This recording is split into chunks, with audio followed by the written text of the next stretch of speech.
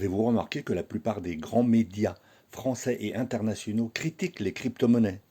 J'ai quelques explications. Pourquoi amplifient-ils des événements négatifs ou propagent-ils des préjugés? Et pourquoi minorent-ils les événements positifs concernant les crypto-monnaies? On va le voir tout de suite. Ainsi, vous avez un article de BFM Crypto qui souvent est assez intéressant sur les crypto-monnaies. Le titre est éloquent. Blanchiment d'argent en France, quelle place occupent les cryptos face au cash? Encore cet article du Figaro, blanchiment d'argent, saisie record de crypto-monnaies au Royaume-Uni.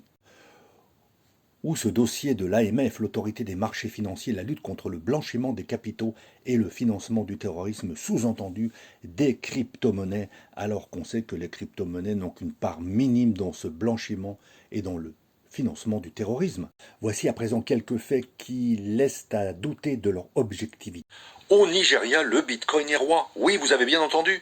Contrairement à l'image habituelle que vous avez peut-être, le Nigeria se classe deuxième au monde en termes d'adoption de la crypto-monnaie.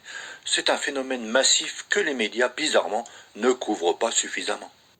Alors que si on écoute les médias, la crypto-monnaie serait quasiment un privilège blanc, uniquement répandu dans les pays occidentaux. Non seulement il y a le Nigeria, mais rappelons-nous malheureusement de l'exemple récent malheureux du Maroc, où on a appris que le Maroc était l'un des pays les plus actifs dans le domaine des cryptos en Afrique. De même, le Nigeria a tenté de lancer sa propre monnaie numérique, et oui, l'INAIRA. Mais cela n'a pas reçu l'attention qu'il méritait par les médias. C'est un échec majeur dans un pays de 200 millions d'habitants, alors que des projets similaires en Europe sont souvent encensés. De même, vous avez sans doute entendu parler de l'implantation du Bitcoin comme monnaie officielle au Salvador. Passons au Salvador, un petit pays d'Amérique centrale qui a adopté le Bitcoin comme monnaie légale avec un certain succès.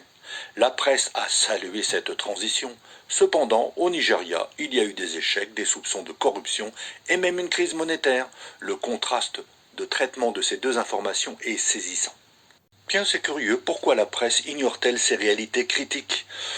Bon, on va pas être de mauvaise foi, on va pas dire que les médias sont financés par des grands groupes industriels qui sont liés aux banques et au système monétaire international. Non, on va pas dire ça quand même.